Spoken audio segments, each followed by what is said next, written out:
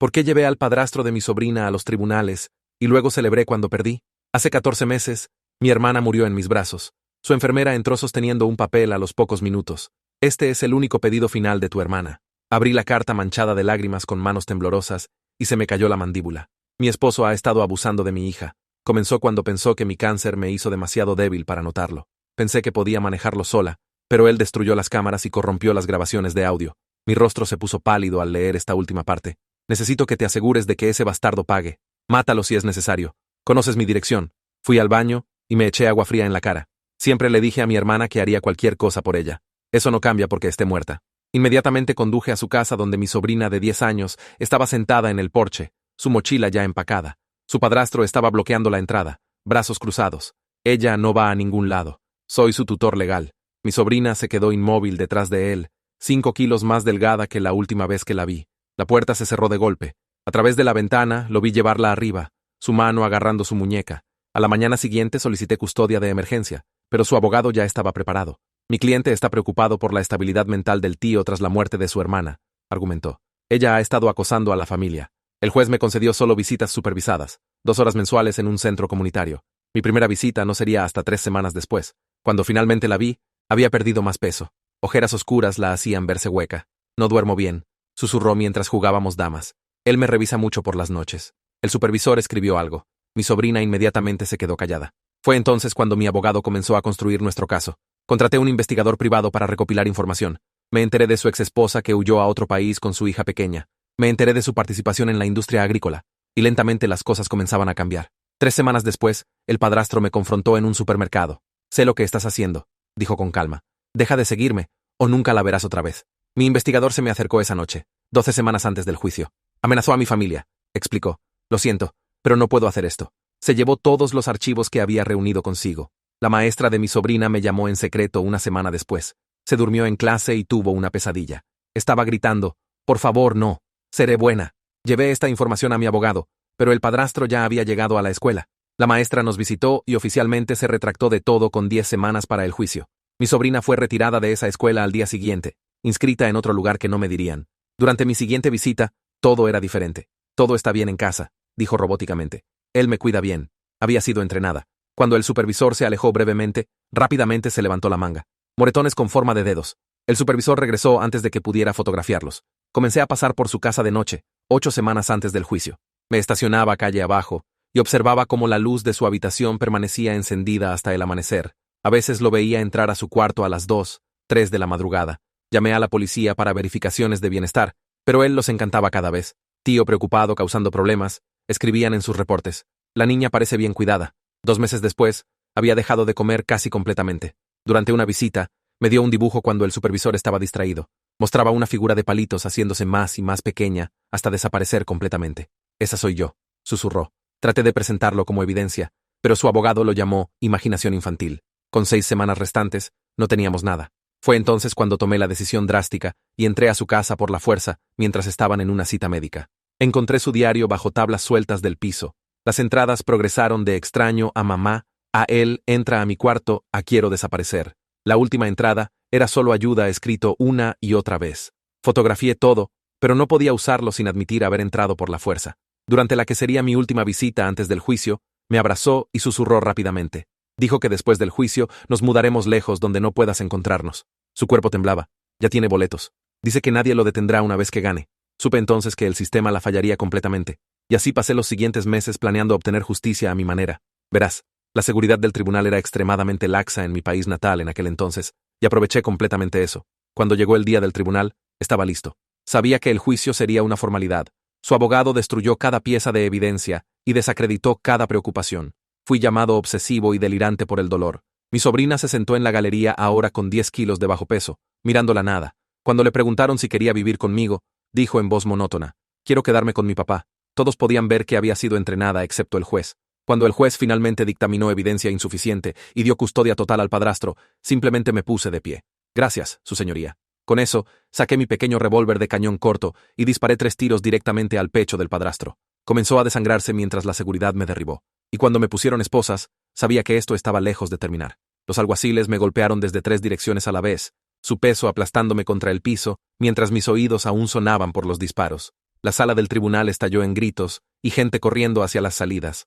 A través del bosque de piernas y zapatos, vi otro alguacil agarrar a mi sobrina por los hombros y apurarla hacia la puerta lateral, su boca abierta en un grito que no podía escuchar sobre el zumbido. El padrastro yacía tal vez a 3 metros de distancia, sangre extendiéndose por su camisa blanca en círculos oscuros que seguían creciendo. Alguien gritaba por un médico, alguien más gritaba a la gente que despejara la habitación, mi cara presionada contra azulejos fríos que olían a limpiador de pisos. Una rodilla se clavó en mi espalda entre mis omóplatos. Las manos tiraron mis brazos detrás de mí y las esposas de metal me mordieron las muñecas. La calma hueca que había sentido cuando apreté el gatillo aún estaba ahí, como si estuviera viendo todo esto pasarle a otra persona. Un alguacil me puso de rodillas y vi al abogado del padrastro arrodillado junto a él, presionando algo contra las heridas del pecho. El juez había desaparecido del estrado. Mi sobrina se había ido por la puerta lateral. La gente en trajes estaba agachada detrás de los bancos como si pensaran que tenía más balas. No las tenía. El revólver yacía en el piso donde lo dejé caer después del tercer disparo. Me llevaron a mis pies y me empujaron hacia una puerta detrás del estrado del juez. Mis piernas funcionaban, pero se sentían desconectadas de mi cuerpo. Un alguacil que parecía de unos 25 años mantuvo una mano en mi hombro, no bruscamente sino firme, guiándome por un pasillo estrecho con paredes beige. Pasamos paramédicos corriendo en la dirección opuesta con una camilla y bolsas médicas. Uno de ellos ya tenía sangre en las manos. El joven alguacil dijo algo sobre servicios infantiles, siendo llamados para mi sobrina, su voz tranquila como si tratara de ser amable. Quería decirle que ella necesitaba protección de todos los que le habían fallado hasta ahora.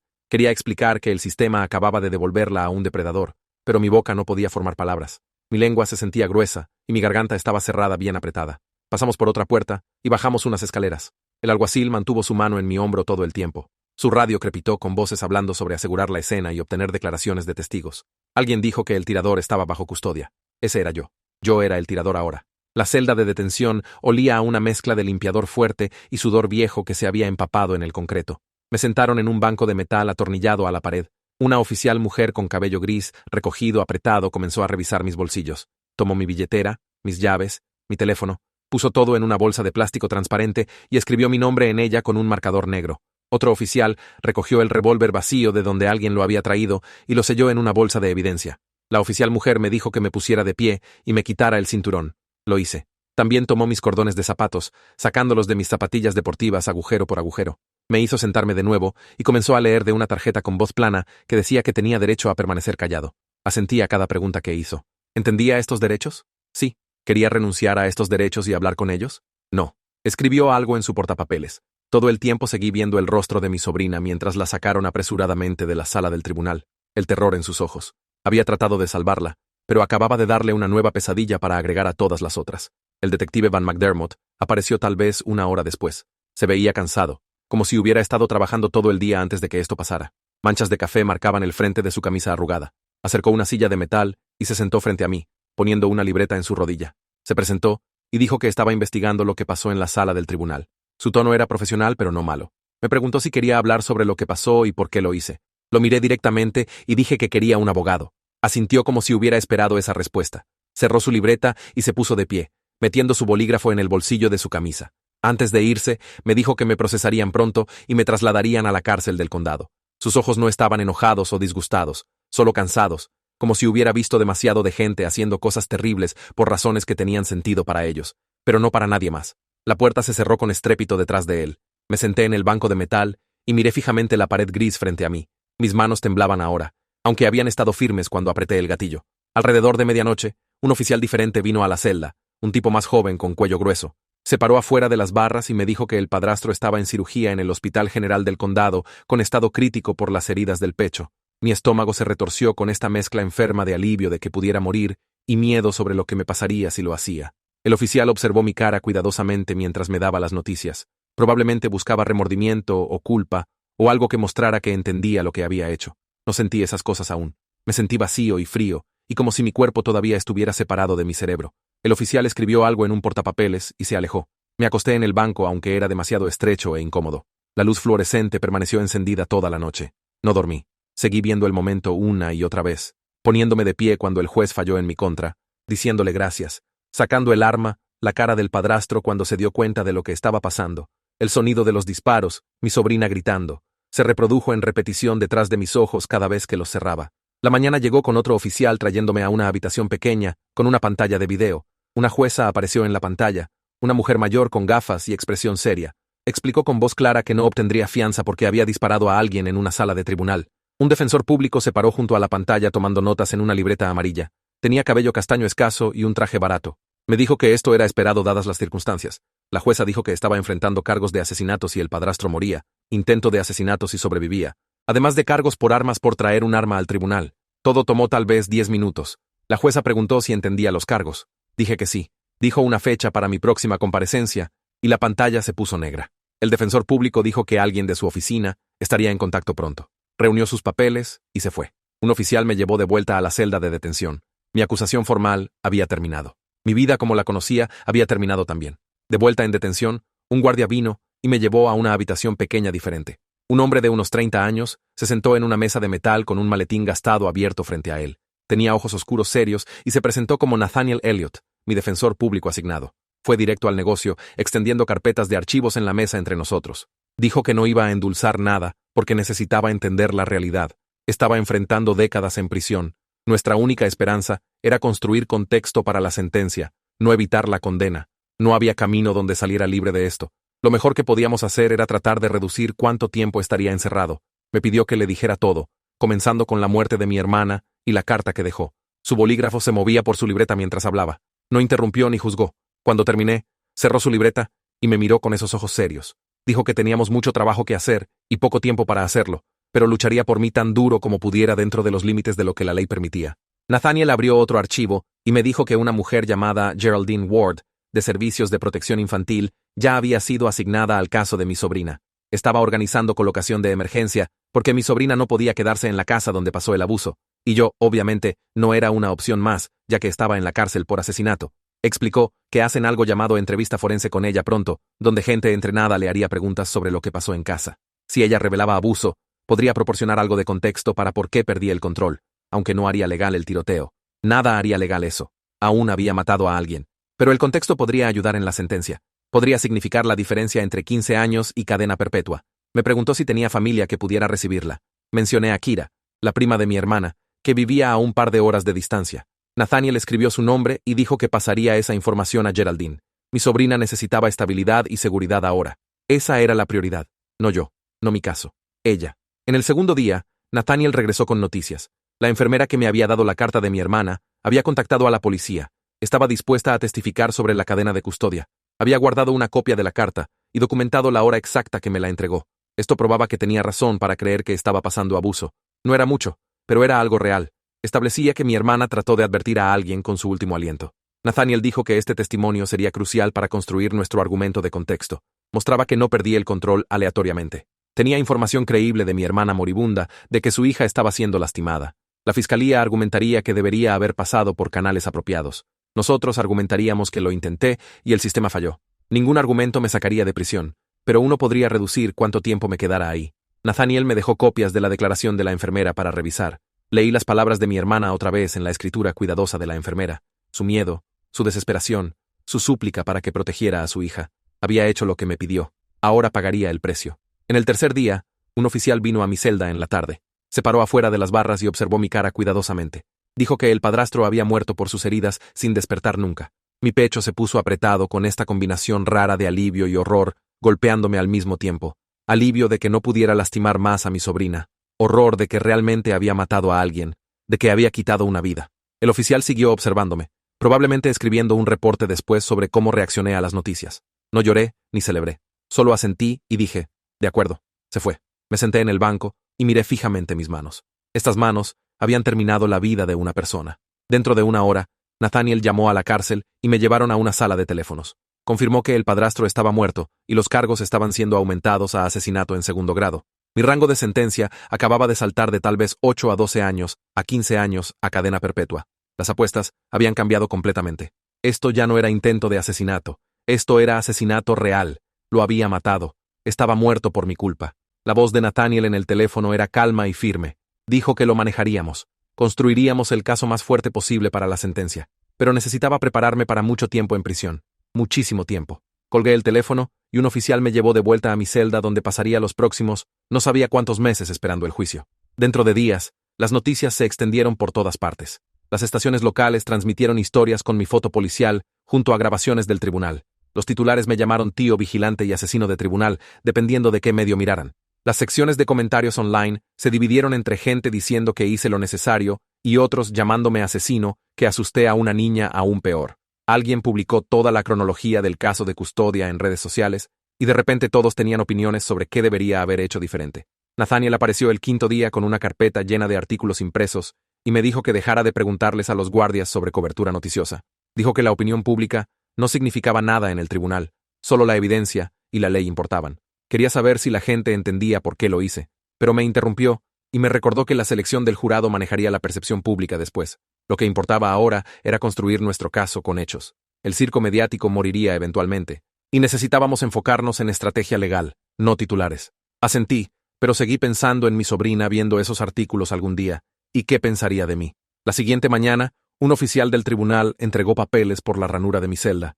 El juez emitió órdenes de protección, previniendo cualquier contacto entre mi sobrina y yo, ni siquiera cartas o llamadas telefónicas permitidas. Nathaniel explicó esto durante nuestra siguiente reunión, diciendo que era procedimiento estándar cuando alguien comete violencia en presencia de un niño, sin importar el motivo. El tribunal me veía como potencialmente peligroso para ella ahora, aunque había estado tratando de protegerla. También mencionó que el fiscal estaba considerando una orden de silencio para prevenirme de hablar con medios, aunque dijo que debería mantenerme callado de todas formas, ya que cualquier cosa que dijera podría lastimar nuestro caso. Pregunté si la orden de protección era permanente, y dijo que permanecería en su lugar al menos durante el juicio, y posiblemente más tiempo dependiendo de la sentencia. La realidad golpeó de que tal vez nunca hablaría con ella otra vez, nunca explicaría por qué hice lo que hice, nunca escucharía su voz. Había matado a alguien para salvarla, y ahora estaba legalmente prohibido de estar cerca de ella. Nathaniel sacó sus notas de nuestras reuniones previas y comenzó a revisar todo lo que le había dicho sobre reunir evidencia antes del tiroteo. Su cara se puso tensa y seria cuando describí entrar a su casa por la fuerza. Puso su bolígrafo y explicó que cualquier cosa que encontré durante esa entrada ilegal no podía ser usada en el tribunal y podría incluso conseguirme cargos adicionales por robo. Había saboteado mi propio caso, actuando como si estuviera por encima de la ley, aunque trataba de salvarla. Las fotos del diario que tomé eran inadmisibles y mencionarlas a la policía podría llevar a más cargos criminales. Preguntó si le dije a alguien más sobre la entrada, y dije que no, solo a él. Asintió y dijo que nunca lo mencionaríamos otra vez. Pretender que nunca pasó porque mencionarlo solo me lastimaría legalmente. Todo ese riesgo que tomé encontrando su diario, y no podía ayudarla para nada ahora. Mientras tanto, Geraldine trasladó a mi sobrina fuera de esa casa, el mismo día que el padrastro murió. Fue a un albergue de emergencia para niños abusados, mientras Servicios de Protección Infantil identificaba opciones de colocación apropiadas. Nathaniel recibió palabra a través de canales oficiales de que estaban programando una entrevista forense, donde especialistas entrenados le harían preguntas sobre lo que pasó en casa. Estas entrevistas usan técnicas específicas para ayudar a niños a revelar abusos sin preguntas dirigidas o presión. Estaba desesperado por saber qué diría, si finalmente le diría a alguien la verdad, ahora que él no podía amenazarla más. Pero Nathaniel explicó que no escucharía detalles por la orden de protección y la investigación en curso de mi caso. Los resultados de la entrevista irían a Servicios de Protección Infantil y posiblemente al fiscal, pero yo estaba cortado de esa información. Todo lo que podía hacer era esperar que se sintiera lo suficientemente segura para hablar y que alguien finalmente la escuchara apropiadamente. El detective Van comenzó a construir un caso alrededor de las acusaciones de abuso usando la carta de la enfermera como punto de partida. Rastreó a la maestra que originalmente me había llamado sobre la pesadilla de mi sobrina y la hizo proporcionar otra declaración ahora que el padrastro estaba muerto y no podía tomar represalias. Van aplicó para órdenes de búsqueda para examinar la casa, dispositivos digitales y registros financieros por evidencia de comportamiento de preparación. Nathaniel dijo que Van parecía genuinamente invertido en descubrir la verdad en lugar de solo cerrar mi caso rápidamente. La mayoría de detectives se enfocarían solo en el tiroteo mismo, pero Van estaba cavando en por qué pasó. Estaba tratando las acusaciones de abuso seriamente, en lugar de descartarlas como mi delirio. Esto me dio la primera esperanza real de que alguien en el sistema podría realmente probar lo que ese hombre le hizo. El juez sostuvo una audiencia sobre la aplicación de orden de Van y concedió una búsqueda limitada para evidencia relacionada con la reubicación planeada y materiales sugiriendo abuso continuo. No era tan amplio como Van quería, pero permitía a su equipo examinar computadoras, teléfonos y documentos relacionados con planes de viaje. Nathaniel me recordó que esta investigación era separada de mi caso criminal, y aunque probaran que pasó abuso, aún había cometido asesinato. El mejor resultado sería contexto para la sentencia, no evitar condena. Entendí, pero aún sentí alivio de que alguien finalmente estuviera investigando apropiadamente. El equipo de Van ejecutó la orden de búsqueda 2 días después y encontró boletos impresos mostrando que el padrastro y mi sobrina estaban programados para volar a otro estado 3 días después de la audiencia de custodia. También había un acuerdo de alquiler para un apartamento en ese estado, comenzando la siguiente semana. Primer y último mes de renta ya pagados. Nathaniel llamó a esto conciencia de culpa, explicando que el padrastro estaba planeando huir con ella antes de que cualquiera pudiera investigar apropiadamente. Los boletos de avión y el alquiler probaban que sabía que la gente se estaba volviendo sospechosa y quería desaparecer con ella donde yo no pudiera encontrarlos. Esta evidencia apoyaba todo lo que mi sobrina me había susurrado durante esa última visita sobre mudarse lejos. Mostraba que había tenido razón en preocuparme de que la llevaría a algún lugar fuera de alcance. Van rastreó a la exesposa que había huido a Canadá años atrás con su hija.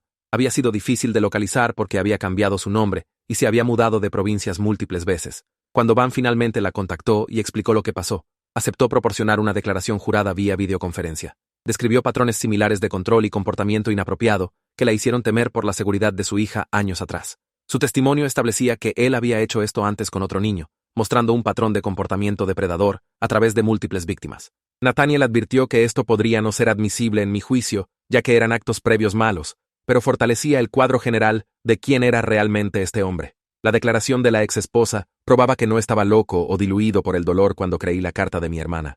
Nathaniel programó una reunión larga en una sala privada en la cárcel, donde podíamos hablar sin que otros reclusos escucharan.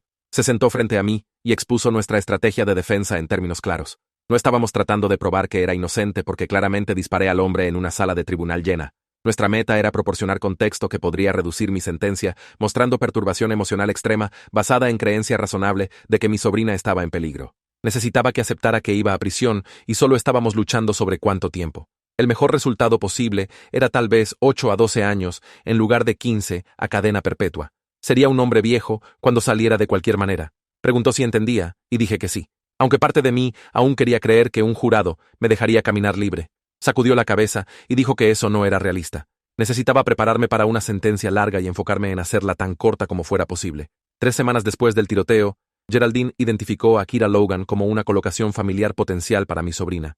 Kira era la prima de mi hermana, alguien que habíamos visto en reuniones familiares a lo largo de los años, pero no frecuentemente. Ella y su esposo Darren tenían 2 niños propios y vivían 2 horas lejos en un pueblo más pequeño. Acordaron recibir a mi sobrina temporalmente, mientras Servicios de Protección Infantil completaba un estudio de hogar y verificaciones de antecedentes para asegurar que la colocación fuera apropiada. Nathaniel obtuvo esta información a través de sus contactos con Servicios de Protección Infantil y me dijo que eran buenas noticias que estuviera con familia en lugar de extraños. Kira conocía a mi hermana y entendía la historia familiar, lo que ayudaría a mi sobrina a sentirse menos sola. Quería agradecerles de alguna manera, pero la orden de protección prevenía cualquier contacto, así que solo tenía que confiar en que la cuidarían apropiadamente. Van consiguió registros médicos de la doctora Mayalary Witt, la pediatra que vio a mi sobrina 2 veces en los meses antes de que mi hermana muriera. Nathaniel trajo copias a nuestra siguiente reunión y las extendió por la mesa de metal entre nosotros.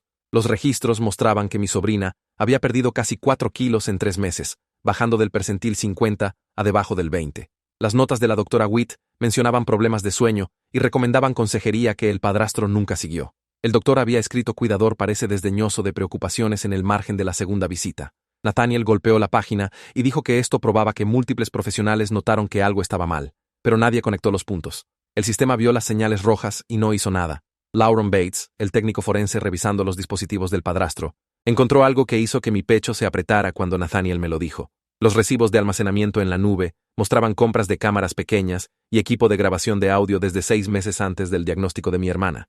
Luego, recibos más nuevos aparecieron mostrando compras de reemplazo después de que el equipo original fue listado como devuelto. Las fechas coincidían casi exactamente con cuando mi hermana escribió en su carta sobre cámaras destruidas. Lauren le dijo a Van que el patrón de compras sugería que el padrastro sabía que alguien lo estaba observando y tomó pasos para cubrir sus rastros. Había comprado el equipo, fue atrapado, lo destruyó, luego compró equipo nuevo para seguir monitoreando a cualquiera más, tratando de reunir evidencia. La maestra que originalmente reportó la pesadilla de mi sobrina contactó a Van directamente a través de un correo electrónico a la dirección de la oficina del detective. Dijo que quería dar una declaración formal, revirtiendo su retractación anterior. Van se reunió con ella en una cafetería con su representante sindical, sentado ahí todo el tiempo. Explicó cómo el abogado del padrastro había llamado a la administración escolar y amenazado acción legal por difamación.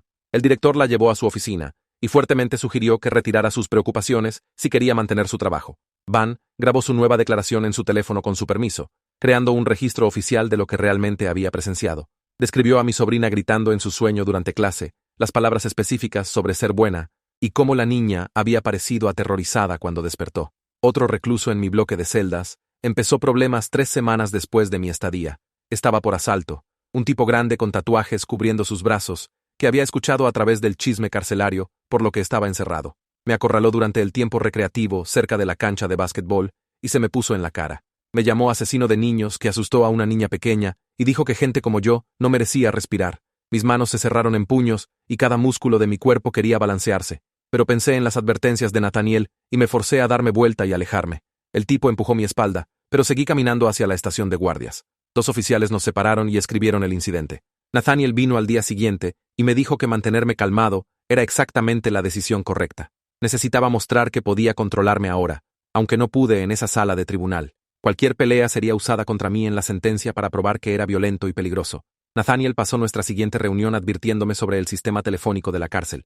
Se inclinó hacia adelante y habló tranquilamente, aunque estábamos solos en la sala de abogados. Cada llamada que hacía era grabada, y los fiscales escucharían todas buscando cualquier cosa útil. Me dijo que asumiera que alguien siempre estaba escuchando y que evitara discutir cualquier detalle sobre el abuso o mis acciones. No podía hablar sobre mi sobrina o lo que creía que le pasó. Me sentí atrapado por el silencio, queriendo decirle a alguien, cualquiera, sobre lo que ese monstruo le hizo. Pero Nathaniel fue firme en que protegerla ahora significaba mantener mi boca completamente cerrada. Cualquier cosa que dijera podría lastimar el caso o peor, lastimarla arrastrándola a través de más procedimientos legales. Adelia Stokes apareció en la puerta de mi celda un jueves por la mañana con un portapapeles y una sonrisa amable. Se presentó como una terapeuta que trabajaba con la cárcel y dijo que se reuniría conmigo semanalmente para documentar mi estado mental. Nos sentamos en una oficina pequeña con ventanas enrejadas mientras me hacía preguntas sobre la muerte de mi hermana. Quería saber cómo procesé perderla, mientras me preocupaba por mi sobrina al mismo tiempo. Su voz permaneció cálida y profesional mientras describí ver morir a mi hermana y leer esa carta. Durante nuestra segunda sesión la siguiente semana, me pidió que repasara el tiroteo real. Comencé a hablar, y luego todo se puso en blanco y distante, como si estuviera viendo pasar a otra persona desde muy lejos. Adelia hizo una nota y dijo que estaba disociando cuando discutía el trauma de lo que había hecho. El juez de tribunal familiar emitió una orden que Nathaniel llamó una pequeña victoria. La orden oficialmente anuló los derechos de custodia del padrastro después de su muerte basada en la investigación de abuso en curso. Era principalmente papeleo, ya que el tipo ya estaba muerto, pero abrió procedimientos de tutela, donde el tribunal decidiría la colocación permanente de mi sobrina. Nathaniel explicó que esto removió barreras legales que podrían haber complicado que Kira y Darren se convirtieran en sus tutores oficiales. El equipo de Van tocó puertas en el vecindario alrededor de la casa del padrastro y encontró un vecino con una cámara de timbre. Las grabaciones mostraron al padrastro entrando y saliendo a horas extrañas durante varios meses. Van contó múltiples instancias de él, subiendo alrededor de las 2 o 3 de la madrugada. Las marcas de tiempo coincidían exactamente con lo que había observado durante mi vigilancia nocturna desde abajo en la calle. El vecino le dijo a Van que nunca pensó que algo estaba mal, porque asumió que el padrastro solo estaba revisando a un niño enfermo. Lauron terminó su análisis profundo de la laptop del padrastro y encontró historial de búsqueda que me hizo querer vomitar cuando Nathaniel me lo leyó. Consultas sobre manejar niños difíciles y prevenir alegaciones falsas.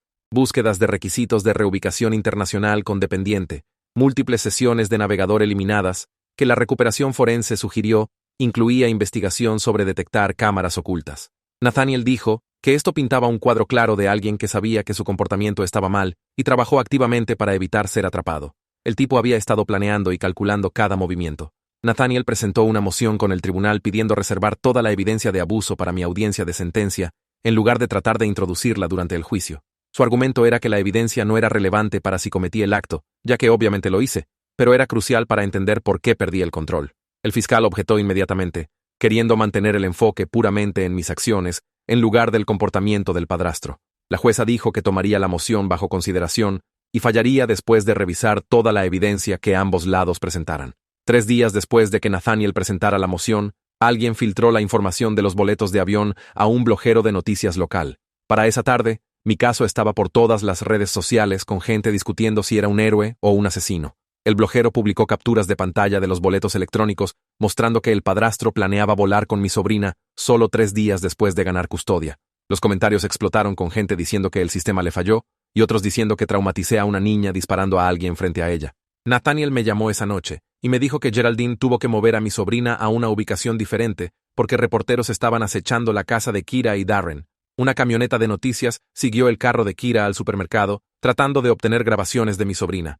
Geraldine organizó una escolta policial para llevar a mi sobrina a la escuela y de vuelta hasta que la atención mediática muriera.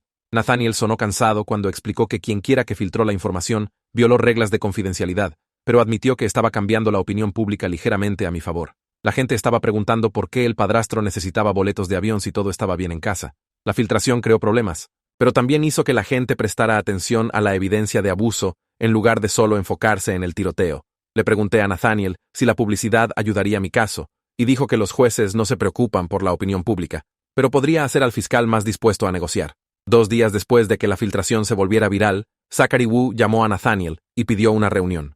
Nathaniel condujo a la oficina del fiscal y se sentó frente a Wu por 1 hora discutiendo mi caso. Cuando Nathaniel vino a verme a la cárcel esa tarde, tenía papeles en su maletín y una mirada seria en su cara. Explicó que Wu estaba ofreciendo un acuerdo de culpabilidad por homicidio voluntario, con una sentencia acordada en el extremo alto del rango. La oferta significaba que me declararía culpable de un cargo menor que asesinato en 2º grado y acordaríamos una sentencia específica en lugar de dejar que la jueza decidiera. Nathaniel expuso los términos cuidadosamente, asegurándose de que entendiera lo que significaba homicidio voluntario versus el cargo de asesinato que estaba enfrentando. Wu estaba ofreciendo esto porque la evidencia de abuso estaba haciendo su caso más complicado, pero no estaba dispuesto a ir más bajo, porque aún maté a alguien en una sala de tribunal.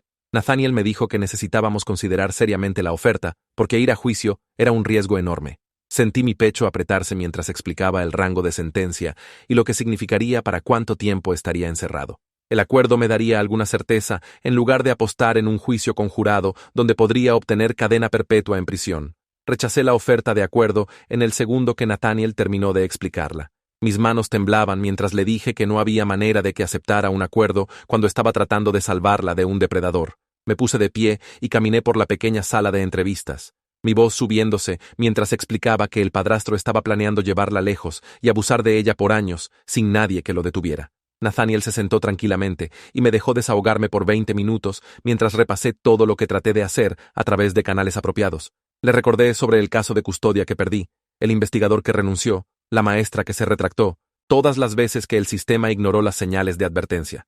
Le dije que un jurado entendería por qué lo hice una vez que escucharan sobre los boletos de avión y la evidencia de abuso que Van estaba descubriendo. Nathaniel esperó hasta que me quedé sin energía y me senté otra vez. Luego se inclinó hacia adelante con sus codos en la mesa. Explicó calmadamente que mi certeza moral sobre hacer lo correcto no cambia la realidad legal. Disparé a alguien en una sala de tribunal frente a docenas de testigos, incluyendo mi sobrina. Sin importar qué tan justificado me sintiera, sin importar lo que el padrastro hizo, cometí un crimen serio y no iba a salir libre de esto. Un juicio podría resultar en cadena perpetua en prisión si el jurado decidía que actué con premeditación en lugar de perturbación emocional extrema. La voz de Nathaniel permaneció pareja, mientras me dijo que creer que tenía razón no significa que un jurado esté de acuerdo, especialmente cuando traje un arma a un tribunal y ejecuté a alguien. Le dije que necesitaba tiempo para pensar en la oferta, aún aferrándome a la creencia de que 12 personas verían la verdad una vez que escucharan todo.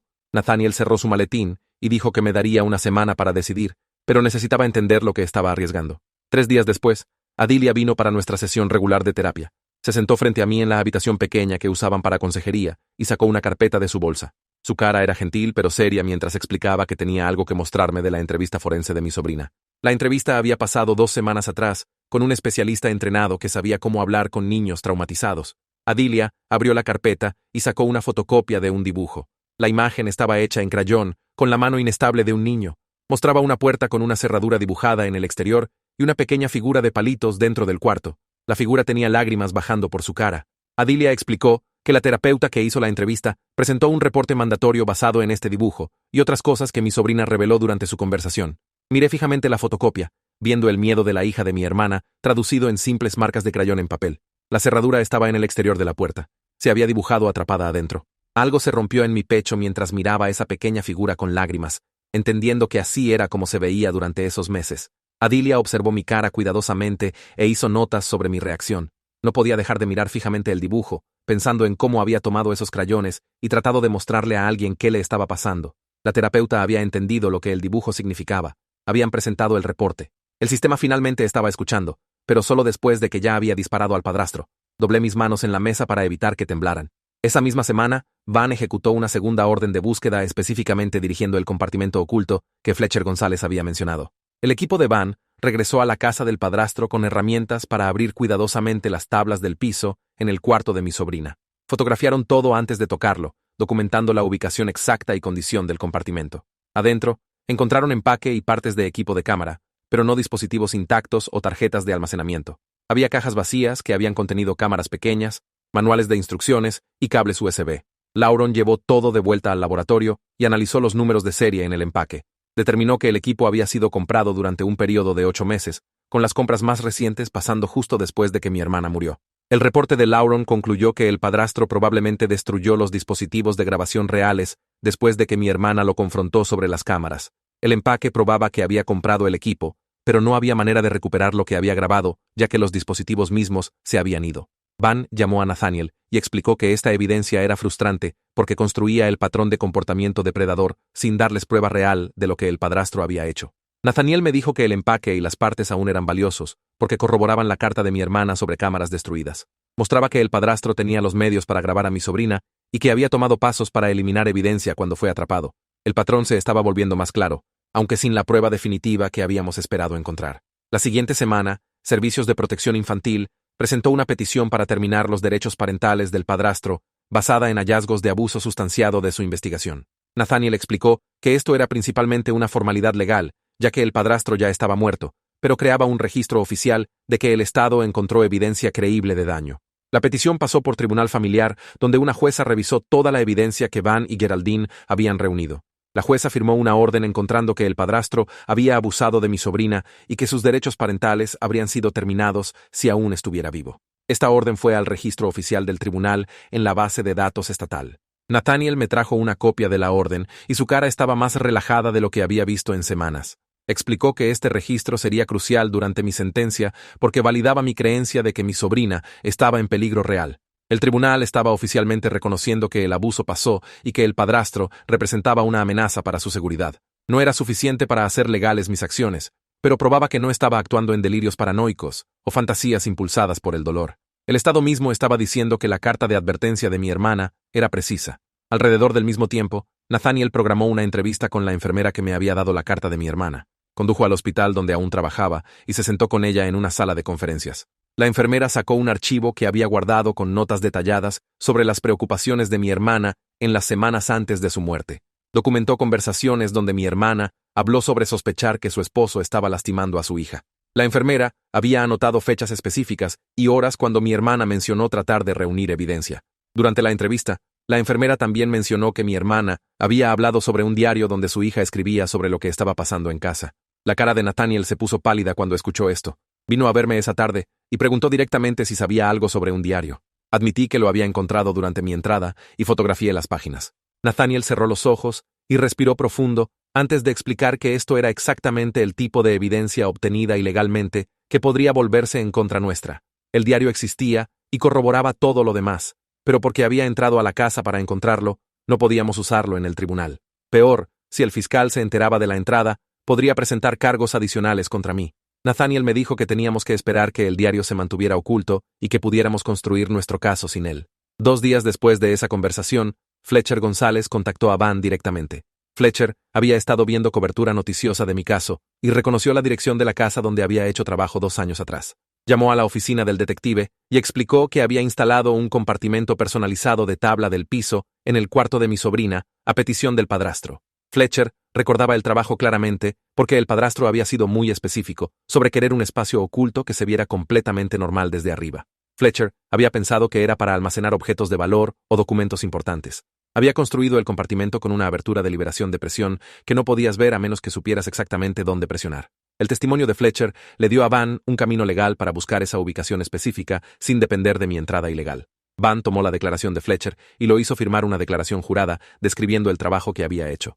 El conocimiento independiente del contratista del compartimento significaba que Van podía obtener una orden basada en información legítima en lugar de cualquier cosa que había descubierto durante mi entrada. Van llevó la declaración jurada de Fletcher a una jueza y obtuvo una orden para el compartimento de tabla del piso basada en la declaración del contratista. El equipo de Van regresó a la casa una tercera vez y usó las instrucciones de Fletcher para abrir el espacio oculto. Adentro, encontraron evidencia de fibras e impresiones en las maderas, sugiriendo que algo había sido almacenado ahí recientemente, pero el espacio ahora estaba vacío. Lauren examinó las fibras bajo un microscopio y encontró que coincidían con materiales comúnmente usados en encuadernaciones de diarios o cuadernos. Midió las impresiones en la madera y determinó que los patrones coincidían con un objeto del tamaño de un diario que había sido almacenado ahí por un periodo extendido.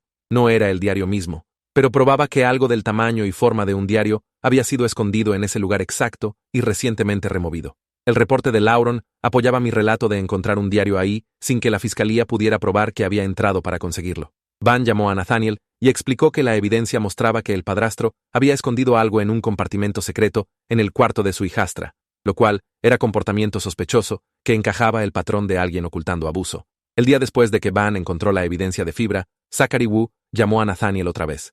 Esta vez, el tono de Wu era más duro y menos amigable que antes. Le dijo a Nathaniel que me estaba dando una oportunidad más de tomar un acuerdo antes de que me lanzara todo lo posible. Wu amenazó con agregar una mejora de arma de fuego a mis cargos que agregaría años a mi sentencia si fuera a juicio. La mejora aplicaba porque había traído un arma a un tribunal, lo cual era un crimen separado encima de la muerte misma. Wu dijo que había terminado de negociar y si no aceptaba un acuerdo en la próxima semana, se aseguraría de que obtuviera la sentencia máxima posible. Nathaniel se reunió conmigo esa tarde y explicó que estas eran tácticas estándar de presión de fiscal. Wu estaba sintiendo el calor de la evidencia de abuso, pero también estaba genuinamente preparado para hacer un ejemplo de mí, si lo forzaba a juicio. La voz de Nathaniel era seria mientras me dijo que la amenaza sobre la mejora de arma de fuego era real. Los jueces realmente no les gustan la violencia en tribunal porque socava todo el sistema de justicia. Si fuera a juicio y perdiera, la jueza podría fácilmente darme la sentencia máxima para enviar un mensaje de que no puedes tomar la ley en tus propias manos, sin importar cuáles sean tus razones.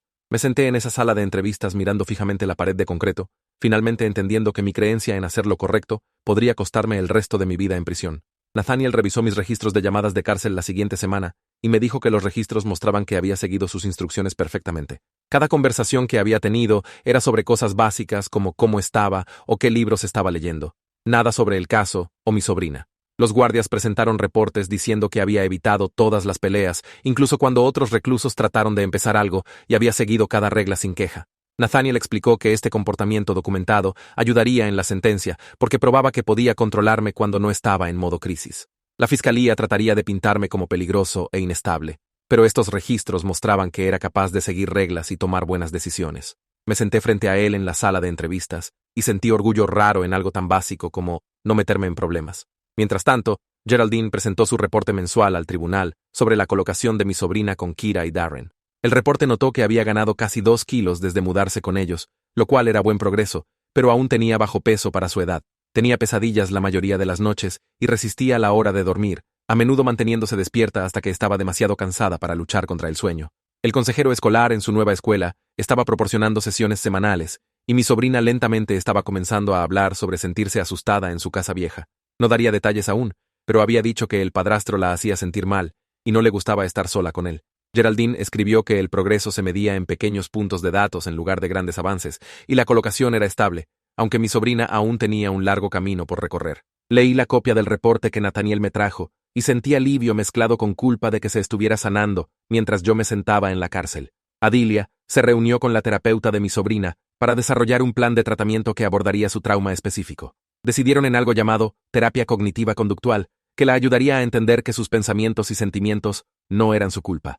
El plan incluía un protocolo de seguridad para cuando se sintiera activada por memorias o situaciones que le recordaran el abuso. El tribunal también ordenó que la casa del padrastro fuera vendida con todas las ganancias, yendo a un fondo fiduciario para la terapia de mi sobrina y necesidades futuras. El dinero no arreglaría lo que le pasó, pero al menos tendría recursos para la universidad o lo que necesitara después. Adilia me dijo durante nuestra siguiente sesión que la estructura y rutina estaban ayudando a mi sobrina a sentirse menos caótica, aunque aún estaba profundamente herida. Los niños necesitan saber qué viene después, y que los adultos alrededor de ellos los mantendrán seguros, y Kira y Darren estaban proporcionando esa estabilidad.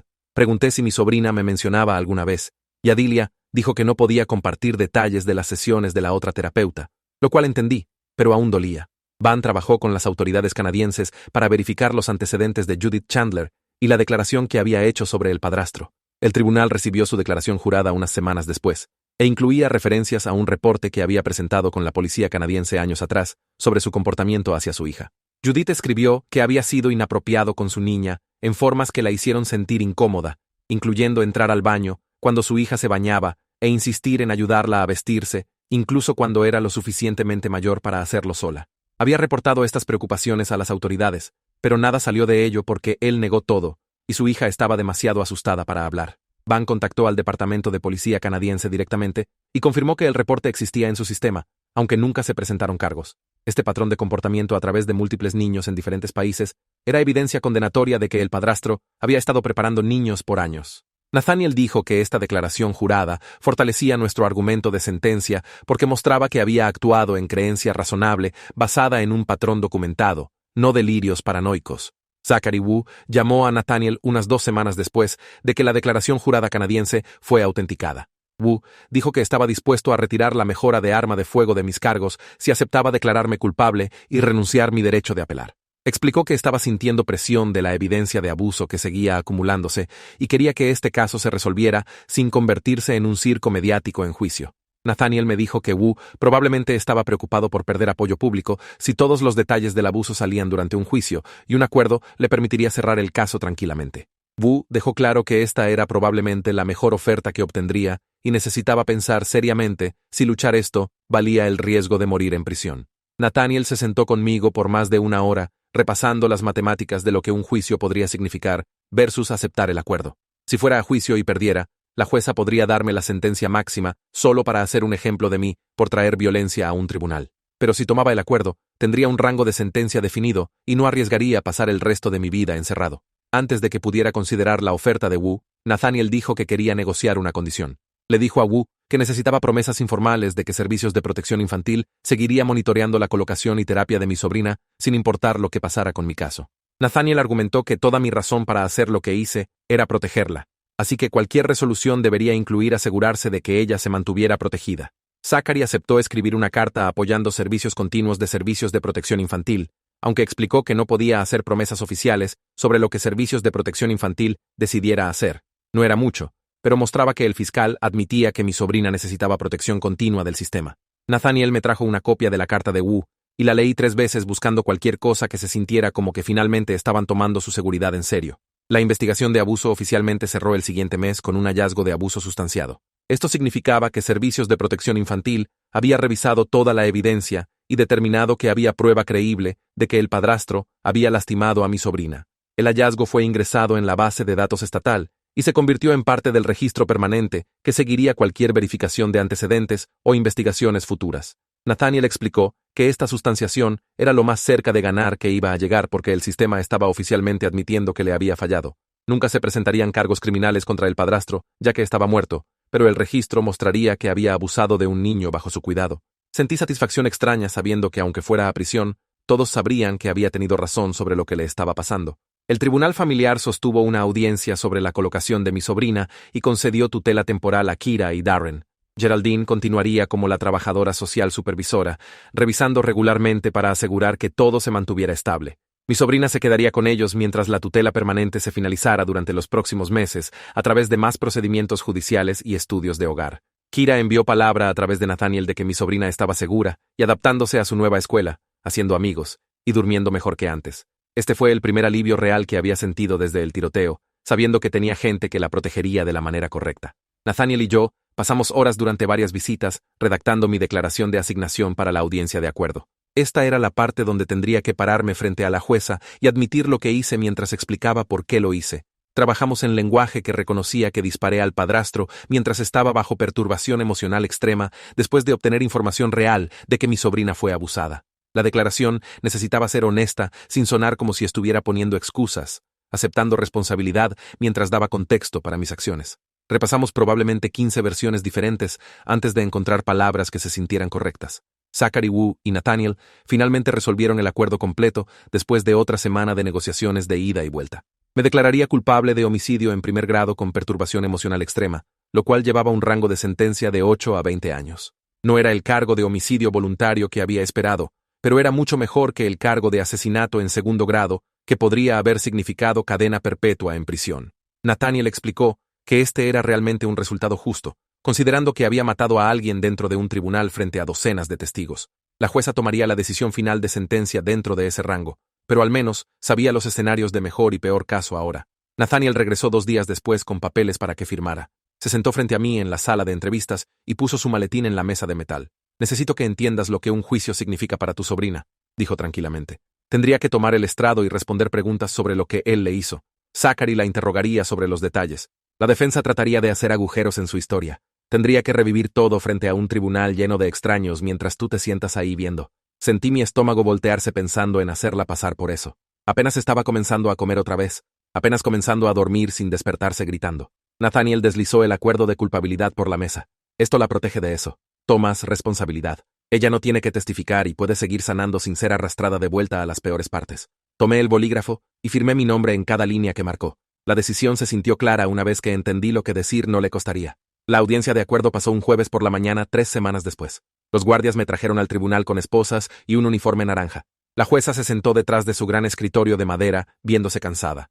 Nathaniel se paró junto a mí mientras la reportera del tribunal tecleó todo en su máquina. Zachary se paró del otro lado, viéndose profesional en su traje. La jueza preguntó si entendía que estaba renunciando mi derecho a juicio, declarándome culpable. Sí, su señoría, dije claramente. Preguntó si alguien me había forzado o amenazado para tomar este acuerdo. No, su señoría. Preguntó si entendía que me estaba declarando culpable de homicidio en primer grado. Sí, su señoría. Luego me pidió que explicara lo que hice en mis propias palabras. Respiré y dije que traje un arma al tribunal y disparé al padrastro de mi sobrina 3 veces en el pecho, causando su muerte. Mi voz se mantuvo firme mientras lo dije. La jueza preguntó si eso era preciso, y Zachary dijo que sí. Los hechos no estaban en disputa. Aceptó mi declaración de culpabilidad y fijó una fecha para la sentencia. Antes de que dejáramos el tribunal, Nathaniel hizo una moción pidiendo a la jueza que excusara a mi sobrina de tener que aparecer en la sentencia. Explicó que tenía 10 años y estaba en terapia, y hacerla venir al tribunal sería dañino para su recuperación. Zachary no objetó la moción. La jueza aceptó inmediatamente y dijo que mi sobrina no sería requerida a asistir o proporcionar cualquier declaración. Programó la audiencia de sentencia para 4 semanas para darles a ambos lados tiempo de preparar sus argumentos. Me sentí agradecido por esta pequeña protección, sabiendo que no tendría que verme en cadenas o escuchar gente hablar sobre lo que hice. Necesitaba seguir adelante sin ser arrastrada de vuelta al tribunal, donde había disparado a alguien justo frente a ella. Nathaniel apretó mi hombro brevemente, antes de que los guardias me llevaran de vuelta a detención. 4 semanas después, me trajeron de vuelta para la sentencia. El tribunal estaba más lleno esta vez con gente que no conocía sentada en la galería. El detective Van tomó el estrado de testigos primero, usando su placa de detective abrochada a su cinturón. Zachary le preguntó sobre la investigación de las acusaciones de abuso. Van explicó que Servicios de Protección Infantil había sustanciado el abuso después de conducir entrevistas y revisar evidencia. Describió los boletos de avión que encontraron, la declaración de la exesposa de Canadá, los registros médicos mostrando pérdida de peso y problemas de sueño. Habló sobre los recibos de equipo de cámara y las grabaciones del timbre del vecino. Quiero ser claro, dijo Van, mirando a la jueza. Estoy proporcionando contexto, no justificando las acciones del acusado, pero la evidencia apoya que tenía creencia razonable de que su sobrina estaba en peligro. Zachary hizo unas preguntas más, y luego Nathaniel declinó interrogar. El testimonio de Van duró tal vez 20 minutos, pero expuso todo lo que habíamos encontrado. Luego la enfermera tomó el estrado. Se veía mayor de lo que recordaba con cabello gris recogido. Zachary le preguntó sobre las horas finales de mi hermana. La enfermera describió cómo mi hermana había estado luchando para respirar, cómo siguió pidiendo por mí. Presionó esta carta en mis manos y me pidió que se la diera a su hermano en el momento que llegara. La enfermera dijo que sacó una copia de la carta de una carpeta. Zachary le pidió que leyera las partes relevantes en voz alta. La voz de la enfermera tembló ligeramente mientras leía las palabras de mi hermana sobre la preparación, sobre las cámaras destruidas, sobre necesitar que me asegurara de que él pagara. Vi la cara de la jueza ponerse tensa mientras escuchaba. Cuando la enfermera leyó la parte donde mi hermana dijo que lo matara si tenía que hacerlo, el tribunal se quedó completamente callado. La enfermera terminó de leer y dobló la carta cuidadosamente. Murió aproximadamente 1 hora después de escribir esto, dijo suavemente. Nathaniel no tenía preguntas para ella tampoco. La jueza tomó un receso para revisar el reporte de presentencia. Cuando regresó, preguntó si quería decir algo antes de que impusiera sentencia. Nathaniel y yo habíamos hablado sobre esto y decidimos que debería mantenerme callado. No, su señoría, dije. La jueza asintió y comenzó a hablar. Dijo que había revisado toda la evidencia sobre el abuso y la encontró creíble y perturbadora. Reconoció que había actuado basado en creencia razonable de que mi sobrina estaba en peligro real, pero dijo que había tomado la ley en mis propias manos en lugar de confiar en el sistema. Dijo que había creado trauma adicional para mi sobrina disparando a alguien frente a ella en un tribunal. Me sentenció a 14 años en prisión estatal, con elegibilidad de libertad condicional, después de servir 85% de la sentencia. También ordenó que no podía contactar a mi sobrina directamente, a menos que ella iniciara contacto como adulta y completara procesamiento de terapia. Me paré ahí y lo tomé sin reaccionar. 14 años significaba que tendría casi 50 cuando saliera, pero podría haber sido cadena perpetua. El procesamiento de entrada de prisión pasó 2 días después en la instalación estatal, aproximadamente 1 hora lejos. Me procesaron a través de una serie de estaciones como una línea de ensamblaje. Búsqueda desnuda en un cuarto frío con luces fluorescentes. Revisión médica, donde una enfermera revisó mi presión sanguínea y preguntó sobre historial de salud mental. Examen dental que encontró 3 caries. Tomaron mis huellas digitales otra vez, aunque ya las tenían. Me dieron ropa de prisión, ropa de cama y una bolsa de plástico transparente para mis pocos artículos aprobados. Un oficial de clasificación me entrevistó sobre mi crimen y decidió que iría a población general en lugar de custodia protectiva. Me asignaron al bloque E, celda 247, con un compañero de celda llamado Rodríguez, quien había estado ahí por 6 años en cargos de drogas. La rutina diaria comenzó inmediatamente con conteo a las 6 de la mañana, desayuno a las 7, luego recreación o programas o asignaciones de trabajo dependiendo del día. Me inscribí en manejo de ira y un curso de impacto de víctimas porque Nathaniel dijo que ayudaría en audiencias de libertad condicional. La primera semana se sintió interminable, aprendiendo las reglas no escritas sobre dónde sentarse en la cafetería y cómo evitar problemas. 4 meses en mi sentencia, un guardia me llamó a la oficina del consejero. Geraldine había trabajado con Adilia para establecer un programa de intercambio de cartas donde mi sobrina podía escribirme si escogía hacerlo. La terapeuta leería cualquier carta primero para asegurar que fueran apropiadas. Podía escribir de vuelta, pero mis cartas también serían revisadas. La primera carta llegó esa misma semana en un sobre manila marcado con el sello de correo de prisión. Adentro, había un pedazo de papel blanco con un dibujo hecho en lápices de colores. Había dibujado una casa con una puerta roja y ventanas amarillas. Había un sol en la esquina y flores en el patio delantero. Al fondo, había firmado solo su nombre en letras cuidadosas. Sin mensaje, solo el dibujo y su firma. Me senté en mi litera y lo miré fijamente por probablemente 1 hora. Escribí de vuelta en papel de prisión, manteniéndolo corto. Le dije que sentía haberla asustado y que esperaba que se sintiera segura ahora. Dije que me alegraba que tuviera una casa bonita donde vivir. No me mencioné o hice preguntas. Solo me enfoqué en ella. Nathaniel me envió copias de la orden del tribunal familiar 6 meses después de mi sentencia.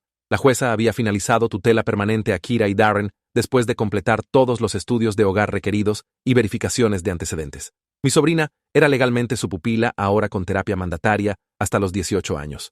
La orden incluía provisiones para monitoreo regular por servicios de protección infantil y requisitos de que la mantuvieran en consejería. Kira y Darren tenían autoridad legal completa para tomar decisiones sobre escuela, cuidado médico y todo lo demás. Leí a través del lenguaje legal y sentí algo asentarse en mi pecho. Tenía estabilidad ahora, gente que la protegería de la manera correcta, gente que no le dispararía a alguien frente a ella.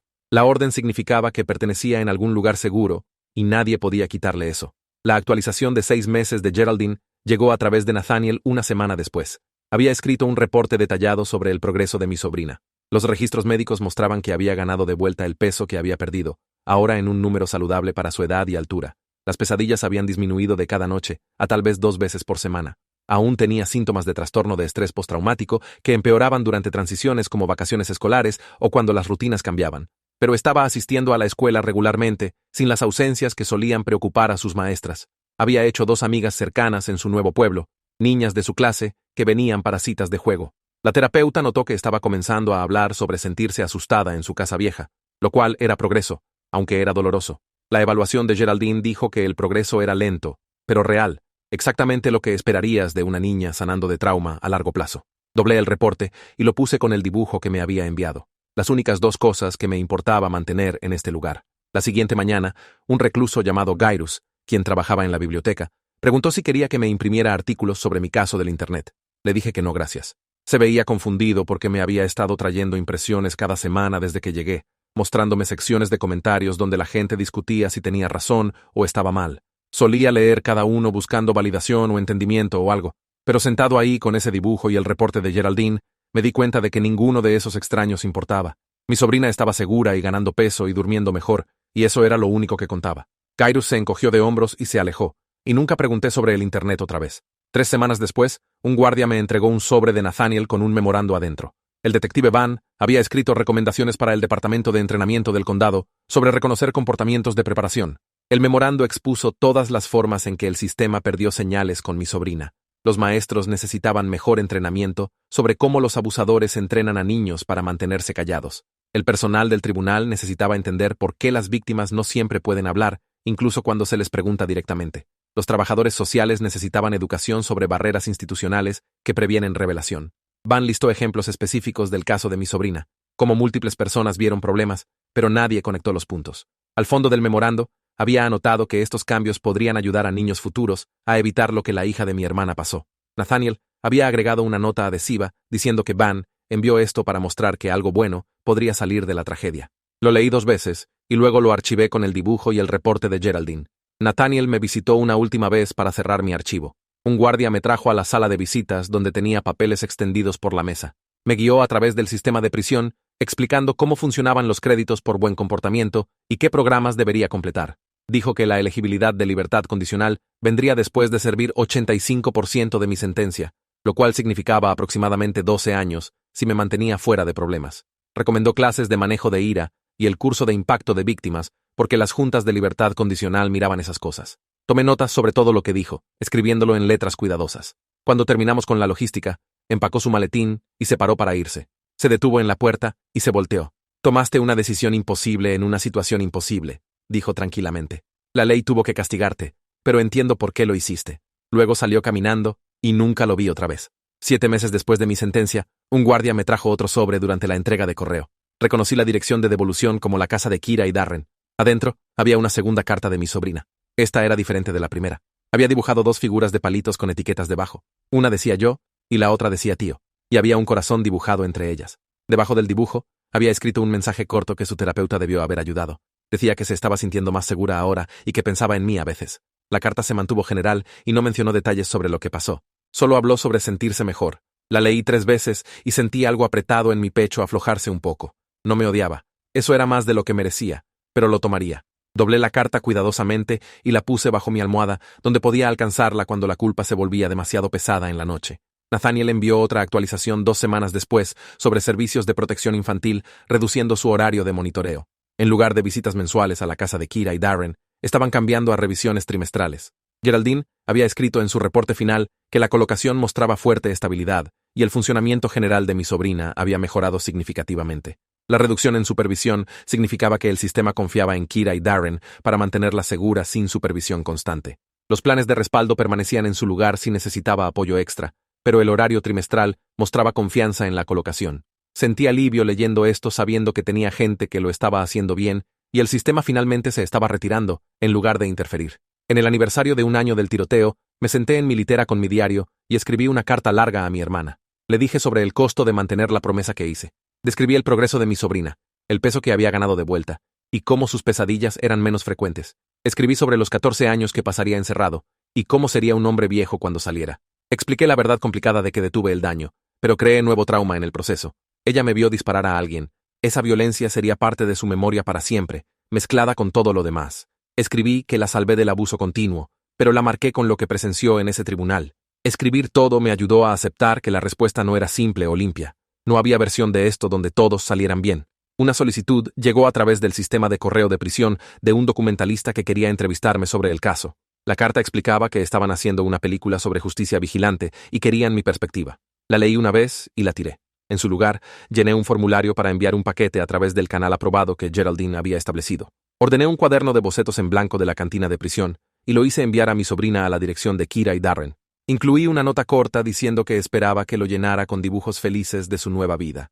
Se sintió como lo correcto que hacer, una manera tranquila de mostrar que me importaba su futuro, sin empujarme en su proceso de sanación. Necesitaba espacio para recuperarse, y yo necesitaba respetar eso. Sentado en mi celda mientras el 2.º año de mi sentencia comenzó, pensé en cómo perdí en el tribunal, pero detuve el daño que la estaba destruyendo. El futuro se extendía poco claro y largo. Tendría casi 60 cuando saliera, asumiendo que hiciera libertad condicional en el primer intento. Pero mi sobrina estaba ganando peso y durmiendo mejor, y aprendiendo que estaba segura con gente que sabía cómo protegerla apropiadamente. No era el final que imaginé cuando apreté ese gatillo en el tribunal. Había imaginado algo más limpio, más triunfante tal vez, pero ella estaba viva y sanando, y eso tenía que ser suficiente.